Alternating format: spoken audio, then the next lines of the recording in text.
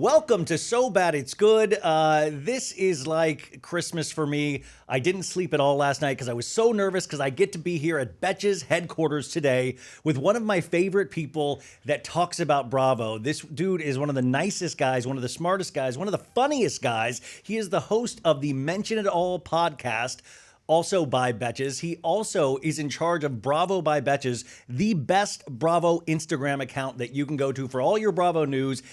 Really flippin' funny. And we're going to talk Bravo. We're going to talk pop culture. We're going to talk Betches. Welcome to the podcast, Dylan Hafer. Thank you so much, Ryan. I'm so glad you're here in the studio. This is a real pinch me moment because I got to be on Mention It All a couple months ago when we were taking photos for the cover, Yes. and I was just a dripping mess because New York's unlivable. But you look great. You look great in the photo. Yeah, I do. Well, that's the art, the genius of Betches is they made it presentable, but this is much more agreeable weather for me. Oh, yeah. I mean, it's raining today, but like just temperature-wise, I would rather be like rained upon when it's 65 degrees than like No, whatever it was last time you were here. Yeah, it's like not just like misery, just walking, sweating as I'm breathing.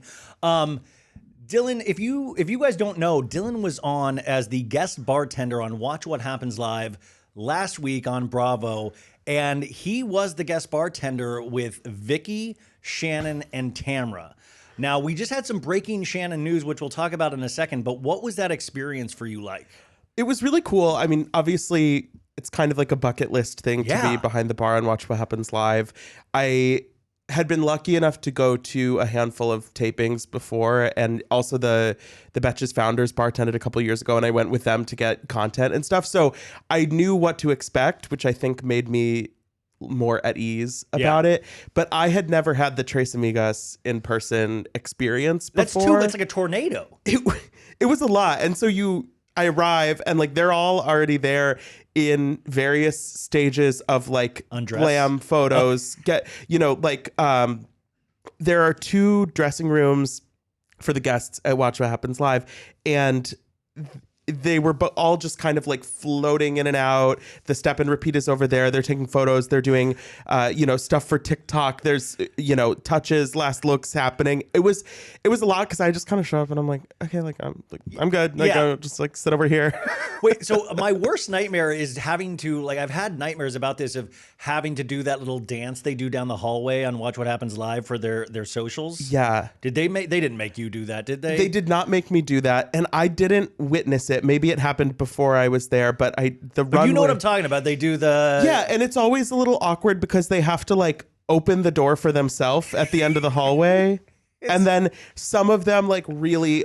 I mean, anytime you have celebrities or Bravo celebrities or housewives or anyone doing like a trend for TikTok, it's always a little bit touch and go. Yeah, and you can tell who really gets it and who is like, I just had this explained to me by a social media manager, but I didn't really pay attention. And now I'm like, what is this? Wait, who do you think the best Bravo celebrity is with social media? Oh, God, that's tough. I mean, Ashley Darby has really upped the TikTok game, I think, last year. But mostly she does like dances. And I think, I'm trying to think with the social media, it's tough because a lot of them are not very good at it. Yeah, which there is this weird... I think Dorit does a pretty good job. Dorit, those like... You can tell who has help, though. Like, you can tell who... Like, Tiffany Moon, actually, is amazing on TikTok, but she's just doing whatever she wants on TikTok. And she was doing that before the show. I don't know if she was, but, like, she has done it separately from the show. Like, she just is, like, showing you all her Birkins. Like, she's like, I'm gonna go through today what all the shades of pink that Hermes makes and which one I like for what reasons. She's not like promoting her Watch What Happens Live glam look. She's just existing on TikTok. Whereas some of these women it's really try hard. But that's a so bad it's good moment. Like, I like the awkwardness of that. I like the Michael Scott Office element of somebody not knowing how to do social but still participating. You know what I love to hear is hey guys, hey, it's Kelly Kaloran Benzema. Like that's how I like to be greeted when I open my social media. So you're there at Watch What Happens Live. Everybody's just the craziness is happening. Do they like? What are you told to just like stand behind the bar, Dylan? Does Andy come out and talk to you? Yeah. So Andy came by my dressing room before the show, said hi. It was nice to see him. I met the women. They bring you out, and the women know you already. Not really. I mean, so Tamra's been on my podcast virtually though, and then I've met Vicky and Tamra at the Ultimate Girls Trip Ex-Wives Club premiere party, which was like she might not have remembered a crazy there was free happening. Alcohol, and so I'd never met Shannon before. I've never interviewed or really spoken to Vicky or Shannon. Yeah. And so I mean, it's not like if I walked in and it was certain housewives, like if it was like Margaret Joseph's, she would be like, oh my God, so nice to see you. Whereas like it's a little bit like, oh, hi. Oh, you're the bartender. Oh, hi. Like, but I mean, Real Housewives of Orange County, in your opinion, this season, are you liking it? Oh, yeah. Yeah. I'm loving this season. I think it's a great season. I think the casting is kind of perfect. Yeah. I think the drama is like just the right frequency of like there's some real stuff happening and some absolutely frivolous stuff happening, and I think that is like the perfect combination for Housewives. Like I want to argue about the IMDb page, and then I also want to argue about whether Jen destroyed her own family. I love it. Is wild sometimes in how much like that's a serious topic. Yes. And then when you argue about IMDb in the same episode, it really does balance it out very nicely. Like I want the conversation about Heather calling Emily a snuffleupagus and then trying to backpedal into that not being an insult. Yeah. And I posted Snuffleupagus is a beloved character. A beloved hairy character. I posted about this and people were like, well, she was really talking about like her eyelashes and her hair being all over the place. And I'm like, that doesn't make it a compliment. Have you seen Snuffy? Like, Emily is fully unhinged now, though. The last couple of episodes, she's just like, I'm going to say whatever I want. And I kind of love it. Oh, yeah. Her behavior at that Fireside HD Heather, whatever, the branded everywhere event. Yes. Was she totally out of line and drunk and a mess? Yes, but it was hilarious. Watching her with that like long slice of cucumber just like in and out of the mouth. Carrot Top couldn't do that kind of prop comedy. That is just really incredible. Also on that Watch What Happens Live episode, Tamra said something really interesting that I think is a key to why I like Tamra and also dislike Tamra is that they played that game of who would you not want to have back on the cast, and Vicky says Heather Dubrow, and then Tamra goes, no, we need her. Yeah. What did you take that to mean? I think that Tamra is one of the smartest housewives-minded people we have had on Bravo. She understands the mechanics of the show. She understands the production. I think it's the same thing like on that Watch What Happens Live. Also, there was a question about her treatment of Jen this season, and she was like, oh yeah, absolutely, I've been horrible to this girl.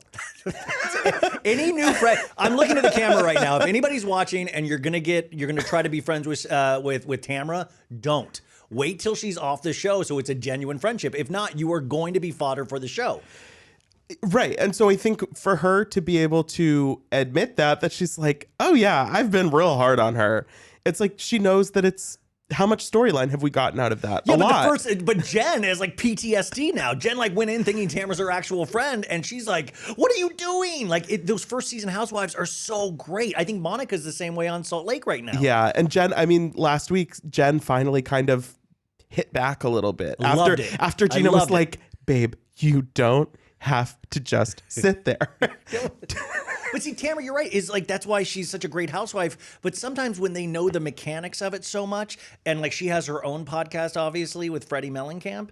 But when you have that kind of knowledge, it's dangerous in a way because how serious can we take it as a reality show? It becomes more Survivor, that reality show, than Housewives. Yeah, I mean, obviously, you always run the risk of kind of flying too close to the sun a little bit when you are very aware of everything that's happening. But I feel like for the most part, Tamra kind of knows the sweet spot of how much do we need and how much do I need to, rev the engine a little bit, but then she kind of steps back before it gets a little too much. And I think also, she said on the Watch What Happens Live that it's frustrating when Shannon keeps, ending production because she doesn't want to talk about her relationship. And I think that's more of the issue, that it's like, luckily Bravo has gotten to a place where they'll just leave that in and they'll kind of expose the and I think we both love that. We love that fourth wall breaking potential. Exactly. But I think Shannon is she's trying to hold on to the reins so tightly,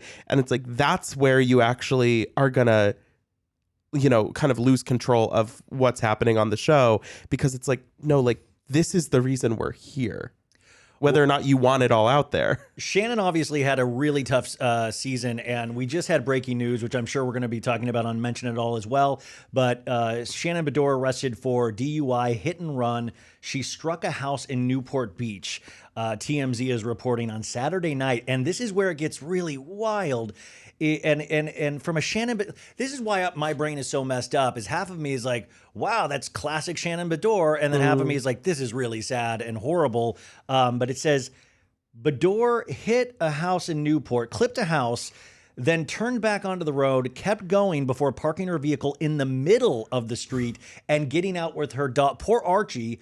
Our sources say she tried to act like she was taking a walk. When police arrived after receiving a 911 call, we're told she wasn't fooling anyone. I love the sources. We're told she wasn't fooling anyone, TMZ. Cops also seized Beador's car as part of the investigation.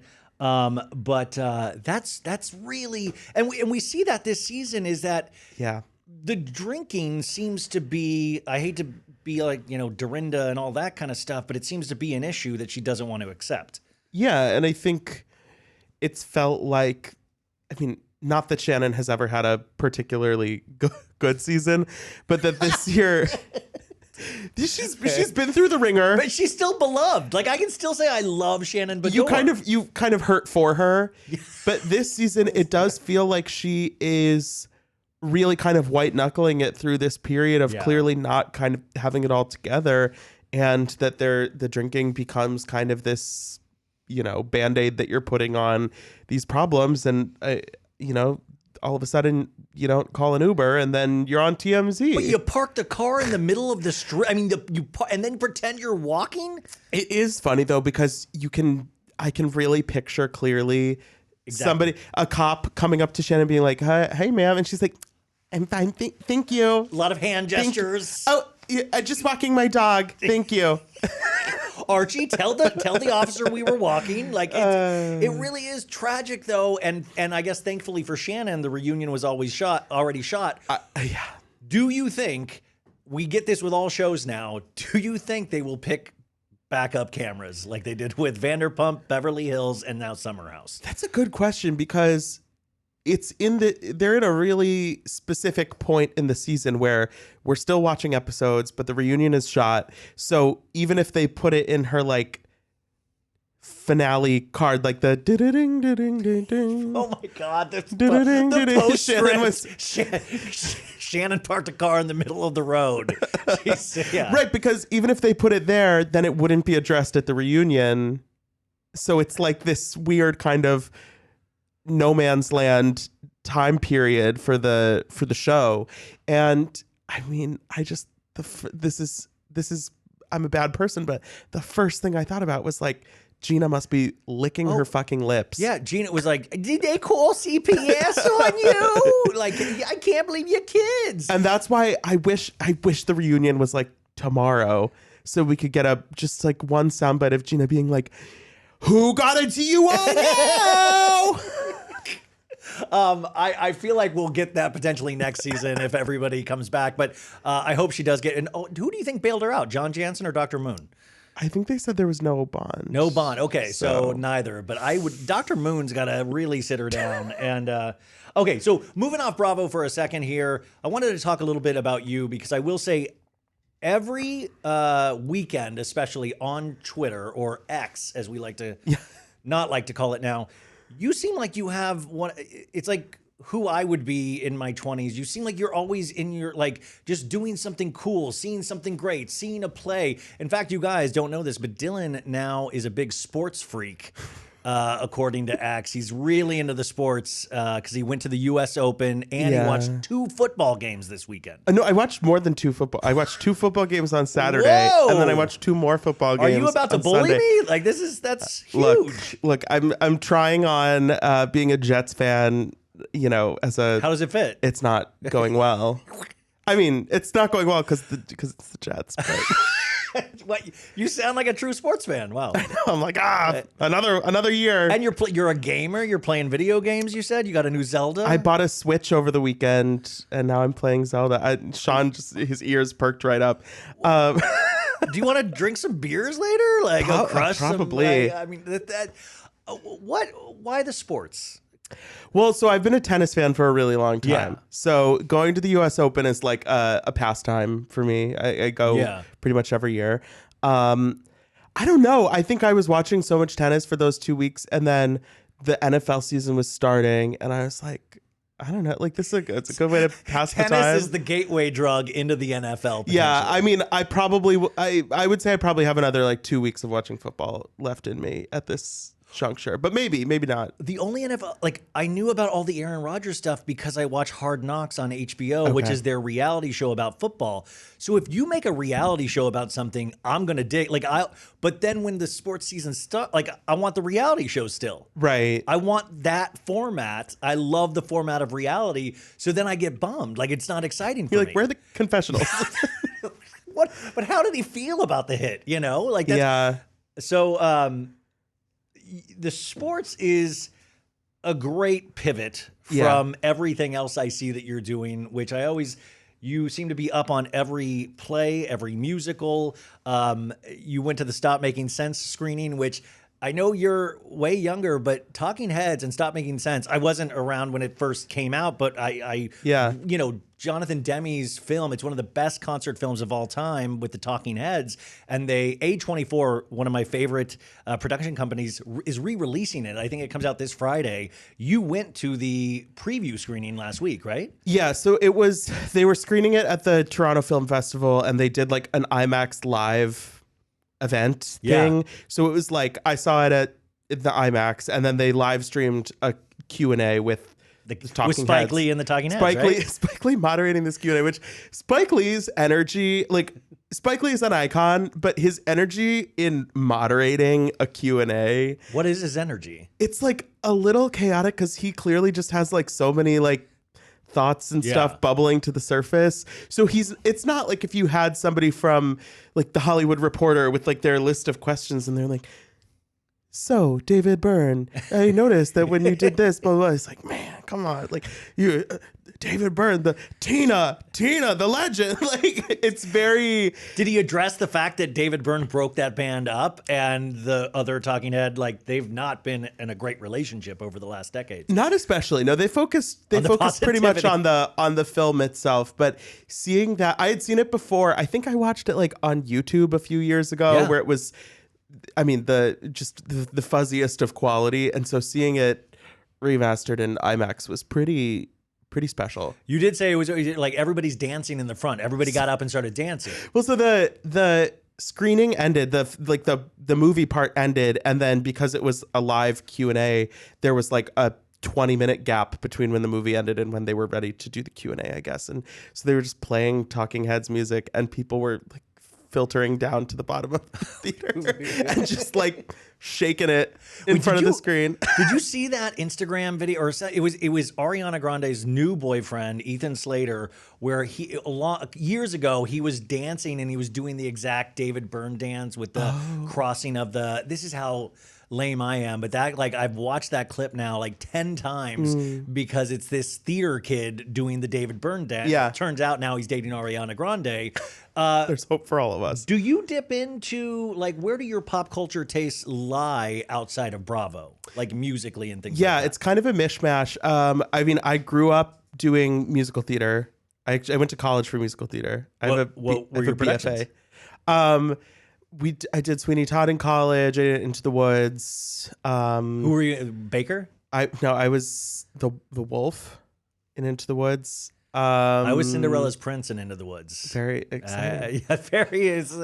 Why was a high school theater doing Into the Woods to be? Well, I also, when I was in middle school, they do junior versions of all of these shows that they license out for like younger kids. So we did Into the Woods Junior, which if you're at all familiar with Into the Woods, the two acts are very different. And Into the Woods Junior is just act one. So it's like we're going through the woods, we're finding the ingredients, we're doing the spell, and happy ever after. And then that is the end of the show. Meanwhile, in the adult version of Into the Woods, everything goes to shit in Act 2 immediately. Almost everyone dies. Shit's bad. And they're like, no, you don't need that. The show works without. Maybe for the I feel like that, would be interesting. Like just an all positive, like you do Angels in America, Rent, just the positive aspects. I think there is a Rent Junior. No, there can't be a Rent Junior. There's no way there's a Rent Junior. They're like, yeah, so we don't want to talk about AIDS. Yeah, gingivitis. We've got gingivitis. Yeah. But all of those are good, but they're no Beetlejuice tour. Listen, I went to see. This is how nerdy I am. I saw Back to the Future the musical on Saturday night. They fly a DeLorean in the actual, so that was big. And I saw it by myself. I was like geeked out because I was a huge fan of the movie. But it is interesting. I was sitting there with my vape and going, when is it okay to vape? And when is it okay to grope myself? Because Lauren Boebert did it. And I was so impressed with her theater going etiquette. Yeah, that security camera footage is so clear. Put it in the Library of Congress. It's so, I really such a clear image where I'm like, oh my God, if I had that, I would use it in my reel as an actor. I was like, this is just perfect footage. You see everything. Yeah, great cinematography. But also so good for the theater. Like theater is back. Yeah, I saw Beetlejuice when it was on Broadway a few years ago. Were you turned on? Did it get you going in any sort of way? I had a good time. I didn't say no more. Jeez. I didn't get felt up by anyone, much to my chagrin. But it's you never know what's going to happen at the live theater. Every performance is a little different. I do, on the positive tip, I do love that Lauren Boebert in her statement said, I was having a great time singing along. And I was like, you knew the songs in the Beetlejuice musical? Yeah, I don't know if I believe that. I believe that she was having a good time. A little lit. But I'm just surprised that Beetlejuice is like, isn't it satanic or there's some darkness there? I feel like you could make that argument in a way because Beetlejuice is from like another region, right? The underworld. Yeah. I don't believe that, but I feel like the other she could make right. That argument. I don't feel like Beetlejuice is sinful. I just feel like Lauren Boebert is an interesting. Wouldn't you love to be the announcer for the next night of like, ladies and gentlemen, please shut off your phones. There will be no vaping, and please do not masturbate anybody in the office. They had to make that announcement the next night. We got to keep adding stuff to the lists. Please. Playbill put in like a sheet for all the Broadway shows now of like theater etiquette. They're gonna have to like make some. What if that's the new place to go? Like like in those old 50s movies, like let's go up to the hill and neck. Like what if the Beetlejuice musical is the place to get randy now? I'm sorry, Dale. This is embarrassing for you to be here while I ask you about Beetlejuice and touching. Okay, some other pop culture news. Katy Perry today was announced she sold her music catalog to Litmus for $225 million. Are they overpaying?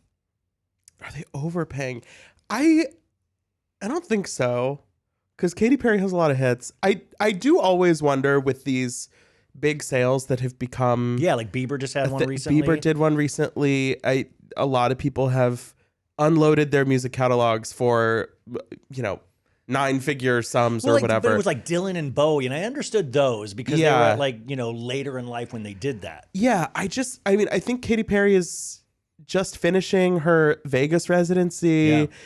Yeah. Her last couple albums have kind of like not done much. Orlando Bloom's not working as much. So I do wonder, like, if you're somebody who's in your 30s, let's say, and you choose to do this, like, are you setting yourself up for something specific, or do you just want to like renovate your house and you want a cash infusion. That's the part I don't get too, is like, don't you believe in this music enough to go, I want to earn from this for the test of time, for like, I don't need to sell these off. I'm so proud of this. I'm good financially and I want to hold on. Like, what is that?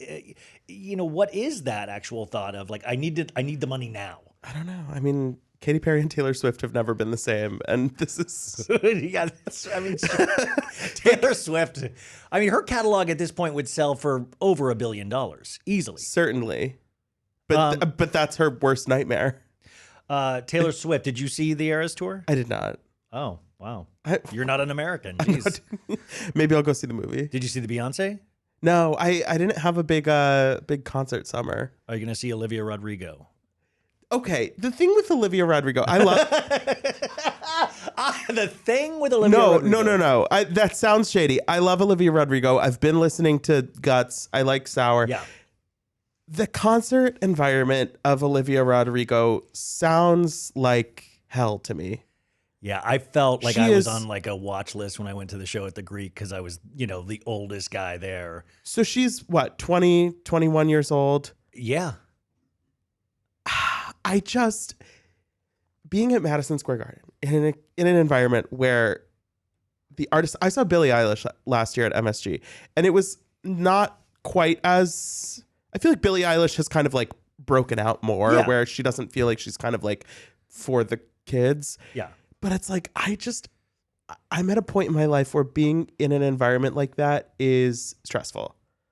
Well, it's stressful. And then inherently you start to feel bad about yourself because it's like compare and despair. And you're comparing yourself now to like middle schoolers and high schoolers. I feel like I'm back in that spot and I'm like, oh my God, what am I doing here? I saw Blackpink at MetLife Stadium last month. And it was a lot of fun, but I went with my friend and we go to the bar when we get there. And we're like, oh, like, how's your night going? She's like, it's slow. Not a big drinking crowd. And that's the thing. It's like, I feel like at an Olivia Rodrigo concert, I'm going to be like trying not to splash my beer onto a 12-year-old. Who's the guy that makes me smell like vodka? The Olivia Rodrigo thing, you mentioned it, and I totally agree with this. There was an article that came out this weekend that said Olivia Rodrigo's favorite band right now is Rage Against the Machine.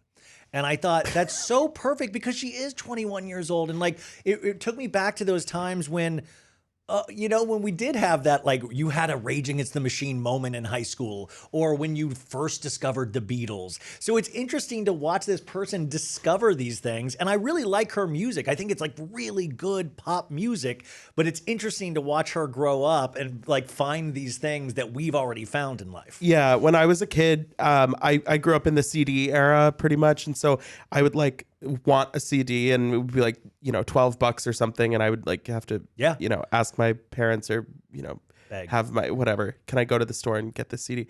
I asked my mom, I told her I wanted an Evanescence CD. And my mom was pretty like, she like paid attention to what we were watching and listening to. Like she definitely had, She was responsible. Right. I wasn't watching like, Knocked Up when I was 13 years, whatever. So she like went and checked it out and comes back. She goes, so every song is about death. She's like, I just want to make sure that like that we're like, okay. You're like, Mom, I'm a Jets fan. That's what it's death and losing. I was like, I don't even listen to the words. Like, I don't even know what it's about. I love life, Mom. Wake me up. Because then Evanescence, it was on that tip in that time period where that was like actually the kind of beautiful, pretty side of the flip side, which was like Limp Bizkit, all the stuff from like Woodstock 99. Yeah, which I was a 12-year-old gay kid. Like I was never like, oh, Mom, can I have like a Limp Bizkit album? Like I was like, no, it's like a like pretty. Mom, I do it for the nookie, Mom. Like it's like a pretty lady singing songs. It's like now I'm a Lana Del Rey fan. Like it's a straight line. That's amazing. So musical theater, what then, obviously New York is the place of musical theater. Is that what brought you here originally? And how did you get with Betches? Like, and you've always loved Bravo this entire time. So my Betches trajectory is very long. So when I was in college, I went to school in New Orleans and I was studying musical theater, and so it was always my plan. Like, I'm gonna graduate, I'm gonna move to New York, I'm gonna audition, and then like sky's the limit. Yeah. So when I was in college, I randomly like Betches was a thing online really at that point. Like the website, the articles and stuff, like my friends would share them and all that stuff. They like posted that they were looking for writers. I was like, sounds fun. So I like sent in writing samples, and I had like a 20-minute phone interview and started writing. How long ago is this? 2014. 24. Okay, now doing the math. Okay, wow, 9 years ago. Yeah. It's pretty That's wild. Huge, dude. So I was writing articles for Betches for like half of my college career, and I would like send in my pitches and have like my stuff, and I would literally be like in class sometimes like typing up something about Anne Hathaway at that who we hated at that point. It's wild how the opinions on some people have changed. Isn't it cool to see too? Like I remember, like just even I was thinking about Renee Zellweger. There was that period of time where everybody was making fun of her plastic surgery or her face, and then that kind of cooled off. Like it is interesting to live long enough to see these phases, and when people are just being horrible, how we get away from that. Renee Zellweger, it's wild how she like came back, won a second Oscar, and then immediately just became like soccer mom girlfriend of Aunt Anstead. She would potentially be a good housewife. Potentially, as a more unifier. I don't know if she exists enough in the real world. Yeah, she would be somebody we didn't really know. It would be a blank slate. Have you seen photos of her wearing her UT hat? Yeah. Okay. They've talked about it on Who Weekly, and it really makes me laugh every time because when you see the photos, it is like, oh, she doesn't know how to wear a hat. It never looks right. I worked at this spa in Los Angeles called Burke Williams, and she would come in every day, and she would get these seaweed wraps, and it would like help you lose like water weight and detoxify you and stuff. But I will say, these actors, and Anne Hathaway as well, came in once.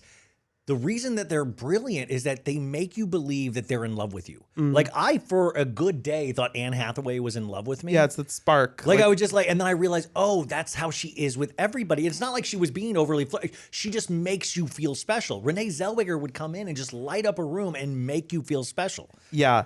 One time, so Betches journey long, whatever. But so my senior year of college, I had basically decided that I wanted to do like this or something media-ish more than pursuing musical theater, because it's one of those things where every teacher person that you talk to is always like, the thing about performing is that if there's anything else you want to do that, because this is hard. And I was like, okay, sounds good. So it sounds good, but it still made sense to move here because this is like where stuff happens. So I was doing like freelance stuff, whatever, and then I kind of started getting like more involved with Betches and was like coming into the office at that point a couple of days a week, and then 2019 was when I started full time. But there was one, Kelly Ripa came into the office one day while I was there, like in 2018 probably, and she has that thing where it's like you meet her and it's like, she's like the most lovely, warmest, kindest person you've ever met. Yeah, it's certain people just have that thing. And I think that's why like movie stars, that's why they call them movie stars. And it's sad because I feel like in this day and age with the TikToks, the YouTubes, I was talking to my nephew, who's just like, he's like, I don't like movies. I don't watch movies. Movies are like, it's such a foreign thing for him to sit down and watch a movie, but he will sit there and watch TikToks or watch anything on YouTube. He'll pay attention to that. But that's what scares me, is that, are we really saying that TikToks and influencers, they're the new movie stars? The thing is, like, I think there's such a difference between somebody who has the ability to sell you something and somebody who like really like has a talent or like a whatever. I would like to think so. I just think like when you have like the VMA red carpet and seeing the difference between like a Doja Cat and a Cardi B and a Megan Thee Stallion versus like TikTok stars and like influencers and stuff that get invited to those things, it's just not the same.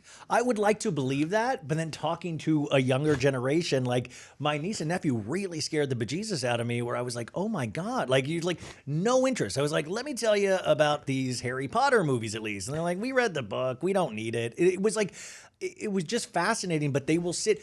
My nephew will watch a video of somebody playing a video game. I know you're a big gamer, but they will literally watch. Yeah, isn't that ridiculous? That's wild to me. The whole Twitch like streaming thing is just.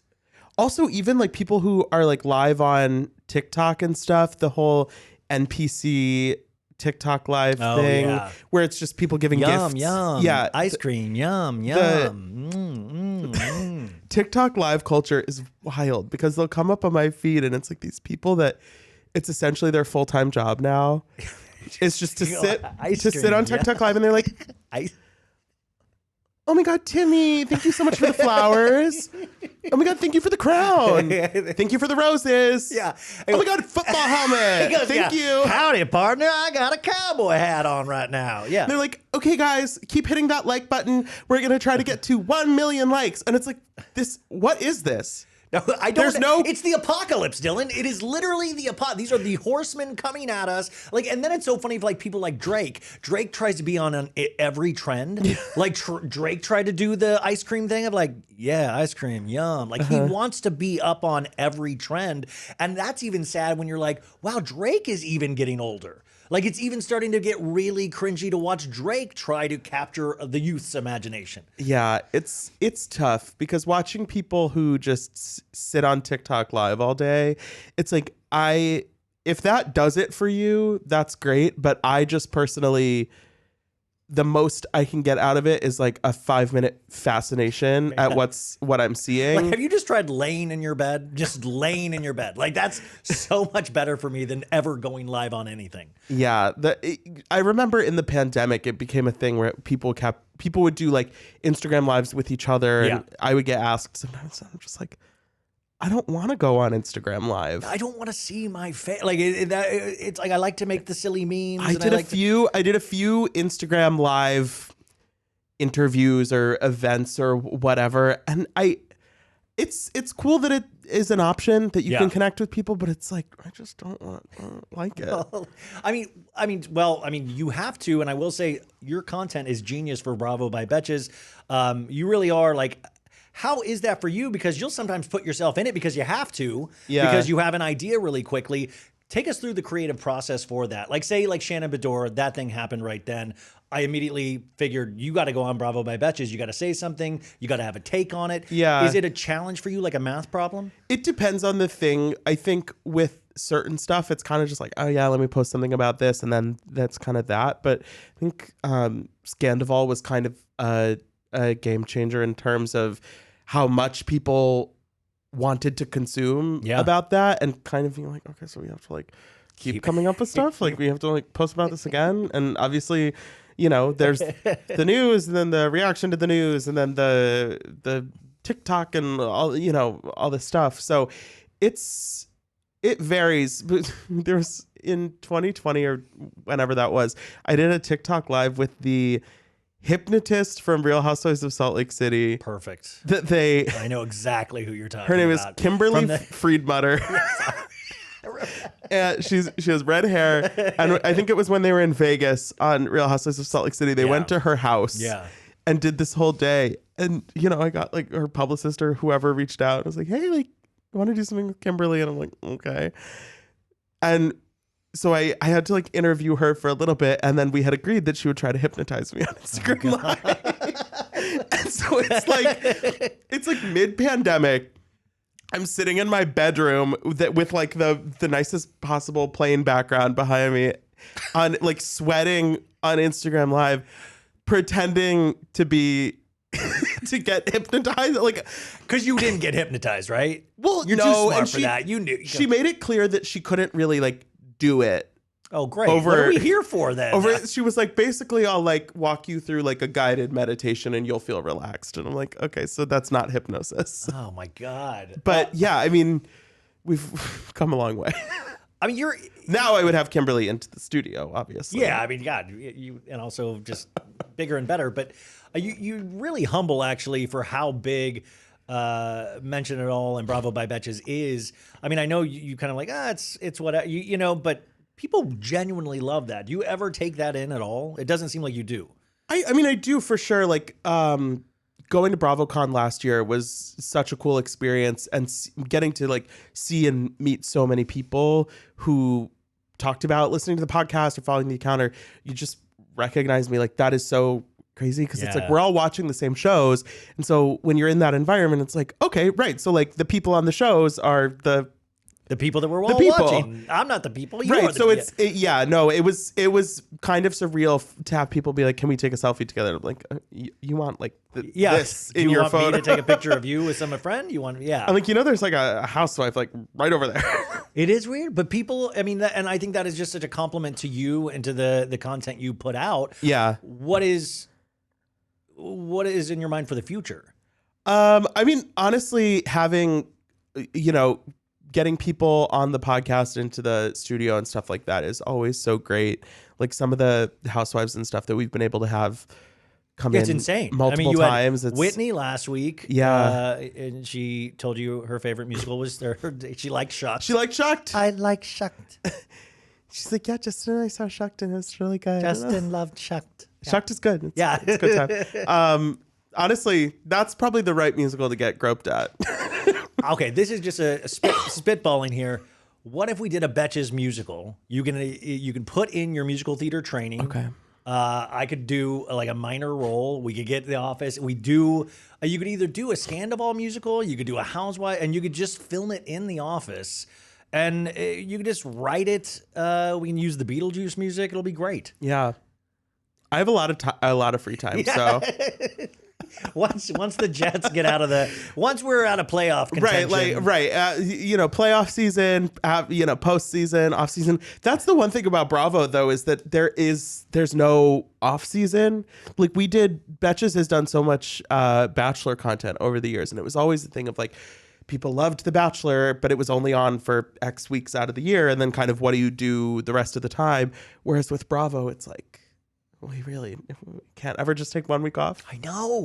Wouldn't it just be amazing if we were like school teachers where we got the summer off? I mean, even this week on Sunday night, the fact that there's now just one Housewives show on a Sunday. Felt like a vacation. Wow.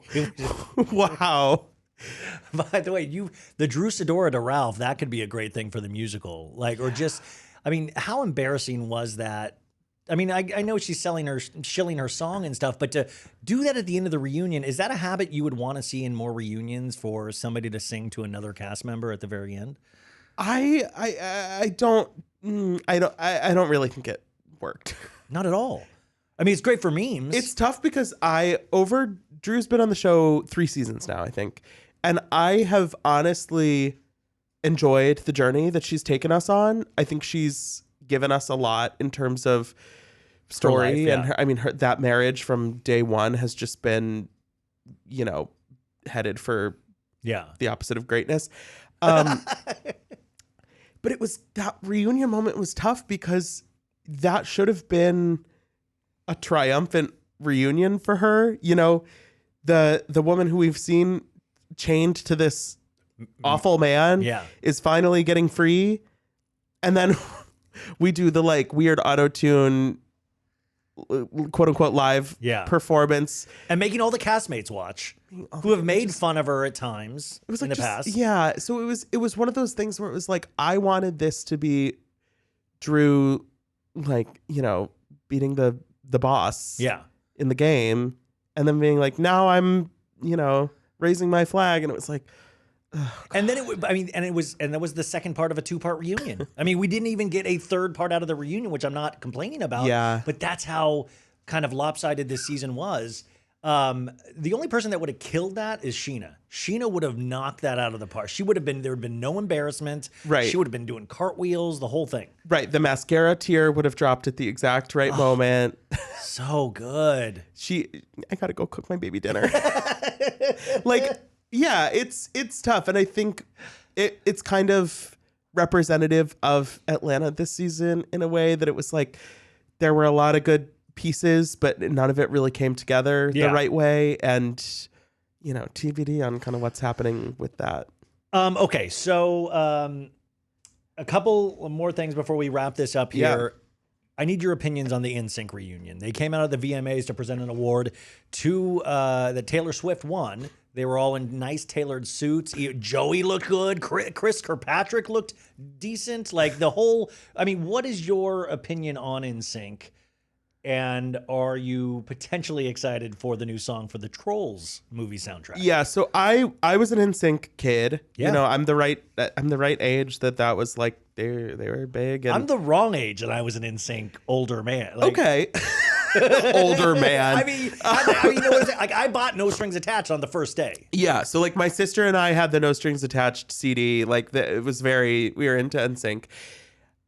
I just think these reunions where it's like we're gonna have a 30-second bit on an awards show that is 20 years past its prime, it's a little bit tough. Yeah, I think it's one of those things where it's like you're either do it at the Grammys or don't do it at all. Do it at the Grammys. Hey, do it at the Grammys or don't do it. It's very like oh, coming up at the Billboard Music Awards, we're gonna have whatever, and it's like the actual impact of this is negligible. Well, that's what frustrates me is because MTV had it all in the palm of its hand. Like they were the powerhouse. Like back in those days, the Britney Spears with the Python, the Madonna. Yeah. Like there's so many iconic moments, and now they only play Ridiculousness and Jersey Shore, which I like. Teen Mom. I saw you post that. That's a real schedule. Graphic of the MTV weekly schedule. They play music videos 2 times a week. That like giant block of yellow or whatever color it was that was Ridiculousness. Yeah. It's alarming because I'm not like ever just turning on MTV and being like, where's my music?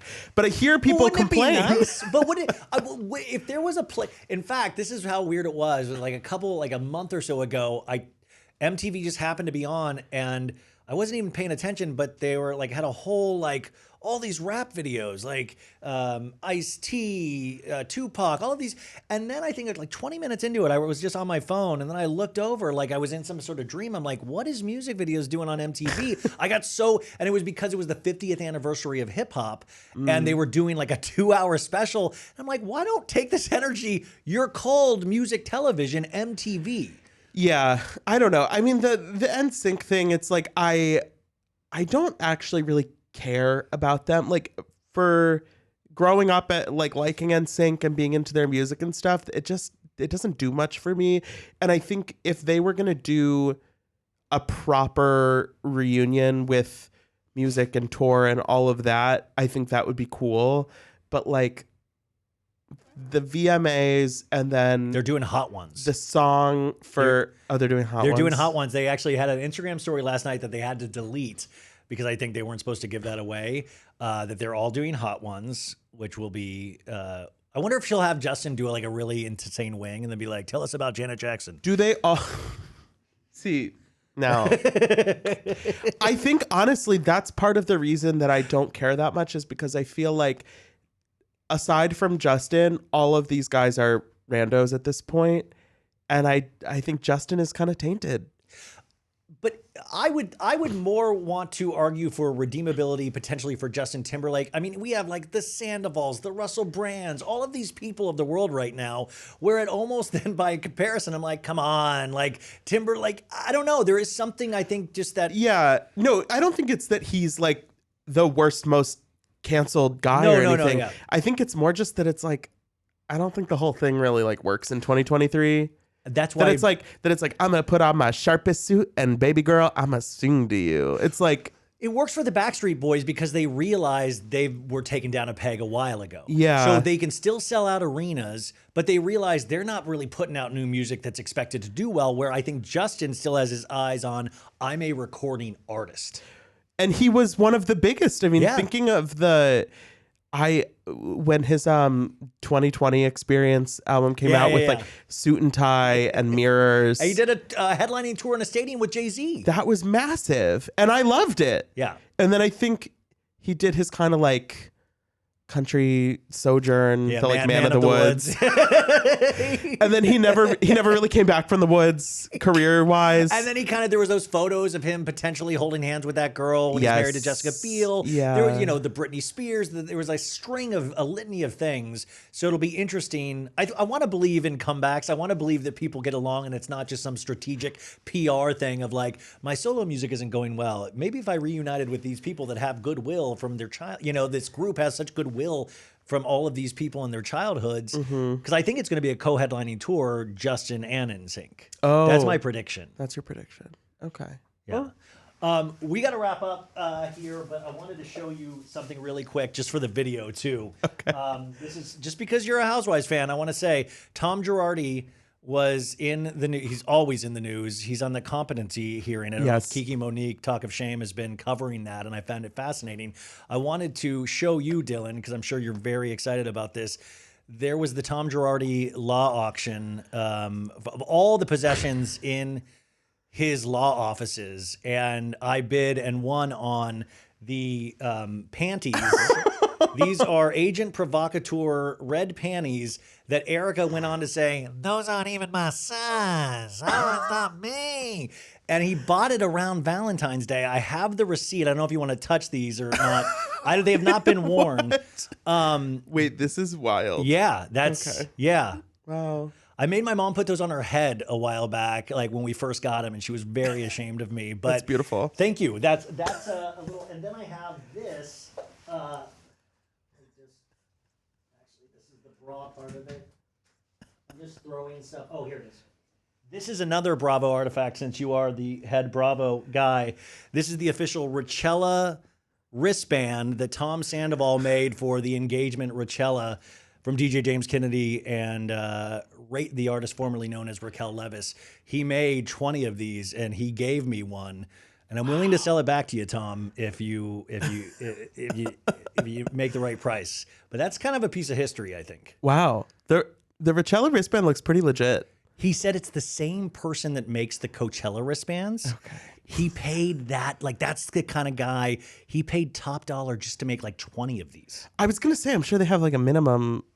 He said he just made 20, unless he's just giving that out to everybody. I don't know. He probably is like, what's up, dude? You want one? He's just handing them out to girls and stuff like that. Oh, God. So how impressed? I don't think he could afford to buy it back from you.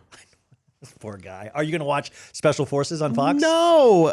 With Nick Vialli and Tyler Cameron and JoJo Siwa? JoJo Siwa's chosen family, you mean? JoJo. I do get worried with JoJo palling around with all these guys. I'm like, JoJo, don't. Did you see the video from over the weekend of JoJo Siwa leaving some celeb hotspot in LA and them asking her about Biden's immigration, whatever, and her the way she goes, "No, what?" She goes, "Oh, I paid." I would actually vote for JoJo Siwa for any sort of office. And she gets into her custom wrapped car with her face all over it and drives away. It's that is She perfect. used to live to one of my really good friends, Andrew. Her house was right next to his before. It was just it was a nice house, but just a normal house. That Wonka mansion ass house. But it was decorated JoJo wasn't trying to be private. She had those cars, and I actually have one of me posing in front of the car, which is so embarrassing that I made my 35-year-old friend at the time. I'm like, he has kids. And I'm like, take a picture of me kneeling like I'm in hip hop. And he was like, quick, I have friends on this block. She really does have those cars with her face just wrapped all around them. Yeah. See, the thing, it's wild to me that that's her everyday car vehicle. Yeah. I get, okay, maybe get it and park it in the garage for a special occasion, but it's she's just headed out to dinner in her JoJo Siwa BMW. Yeah. If you're following JoJo, you'll never get lost. You'll always be able to keep track of her. It's it has JoJo's face everywhere. Dylan Hafer, you guys, if you're listening to this right now, I'm going to be on Mention It All. So consider this. Listen to that first, or listen to this first, and then go listen to that immediately. Also subscribe to Mention It All. They do multiple episodes per week. Bravo celebrities, all the Bravo news, Dylan at his best, and also what we always ask of people to leave a 5-star review on Apple Podcasts and Spotify. I know it sounds crazy, but it's just a little flick of your thumb, and it really does help any show, no matter what show. If you listen to it, always rate and review. Unless you dislike it, keep on moving. What else is coming up for you, Dylan, besides BravoCon? BravoCon, November. It's in Vegas. I just decided over the weekend that I want to make friendship bracelets for BravoCon, like the Taylor Swift inspired. I made one for Sammy. I was supposed to meet up with Sammy in Los Angeles when she saw Taylor Swift. Yeah. And I made her a friendship bracelet that I'm going to give her this week that said Batty on it. And I actually got beads. I was such a nerd. I think Danny Pellegrino has one that says Bethany's Crab Boil TV, like Taylor's version. So we didn't even get to talk about Bethany, but hopefully this will be one conversation of many. Also, consider anything that you need, anything you need at BravoCon. And also, I'm going to pressure you to do live shows at some point, because I think there is untapped potential in this. So I am so excited to be here. Thank you for being one of my first guests, and I can't wait to be on Mention It All. Thanks so much, Ryan. Always a pleasure.